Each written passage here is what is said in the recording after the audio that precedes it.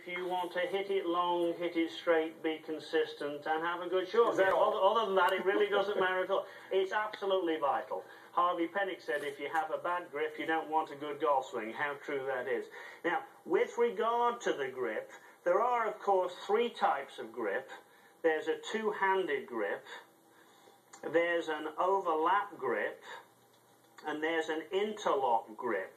Now, of those three, the most deficient one I see on the golf course all the time is what I've termed the interloose grip, where people actually, they think they're doing an interlock, but in fact they're doing interloose. So for goodness sake, if you're going to do the interlock, make sure it's an interlock. Now, I'm not going to talk a lot about those because I don't think it really matters. The two-handed grip is probably best for the youngsters for power. Okay. The interlock grip is probably best for strong players like Tiger Woods and Jack Nicklaus for consistency.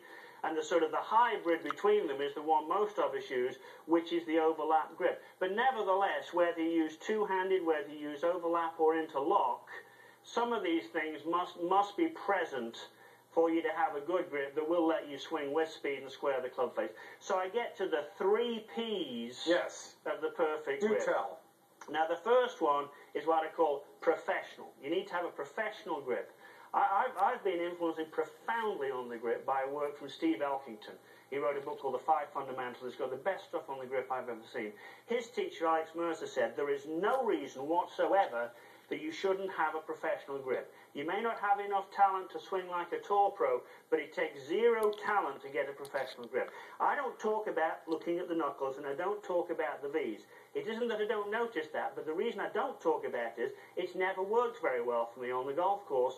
It never worked on the range team when I'm teaching. What's worked so much better for the 3 Ps, the first one being professional, is this. This is a sort of a Harvey Penick, Davis Love type grip, and I'd suggest if you're at home there in the snow, get yourself a yardstick and get used to putting the hands on the side. I say the hands, I mean the palms.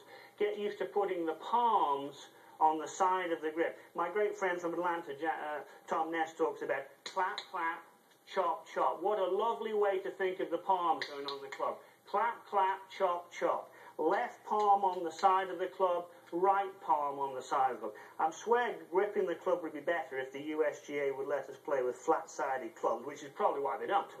Flat, flat. So get a yardstick and get the palms on the side of the grip. That's part of precision. Part of professional, I'm sorry. The second part of professional would be this. Again, from the great Harvey Penick.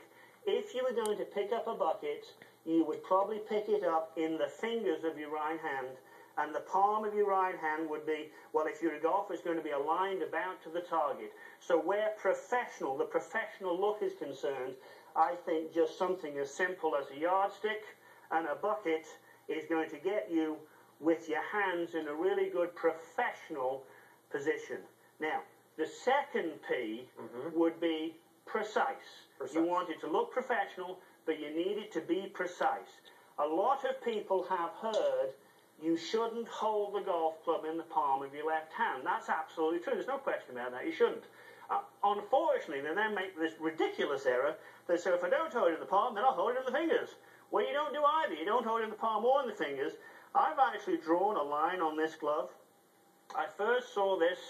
Jim Flick, that wonderful teacher who's been so instrumental in my career, drew this line on my glove probably 25 years ago. If you are videoing this, take a good look at where this lies. And I'll just put this glove on now, and you're going to see, in fact, that the club does not lie in the fingers. It certainly doesn't lie in the fingers. In fact, it really only lies in one finger. I call it the water pistol finger. If I was going to shoot a gun with shoot a water pistol, and I want the club to lie somewhat diagonally, but it's more in the palm than it is in the fingers, but certainly the heel pad of the left hand does sit on top of the handle. But it isn't in the fingers, it isn't in the palm, it's diagonally across the two. Now, so that would be the left hand, it's feeling on the side of the club, and it's running through one finger, 1.5 fingers maybe, with the heel pad on the top. The other part of precise of those things, absolutely essential, is Steve Elkington, influenced by Alex Mercer, influenced Martin Hall, to say, you know, probably if you had an operation for golf, it should be that you would have the thumbs and forefingers of both hands sewn together. Story goes that Elkington, when told this, walked around for a week, Craig, with two, I don't know what the Australian equivalent of quarter would be, but walked around with 2 quarters there to get his hands on the club. One more Steve Elkington thing that I think is fascinating with regard to the right thumb, and this is a biggie. Alex Mercer taught Steve Elkington. He used to take a marker and just put a wee mark on just part of his thumb. I hope the camera can get that. It's just part of my thumb. And what Alex Mercer told Steve Elkington, and I love it, is that that is the only part of your right thumb that sits on the handle. So there's the precise part of it. Now, the last part is the pressure. You can be too tight or you can be too light. If you're too tight, here's the drill you should do. Get 2 empty water bottles, see if you can swing them back and through with some speed that way. If you're too tight, you're probably going to hear those bottles crush on the way down. If you're too light, get a couple of tees and do this.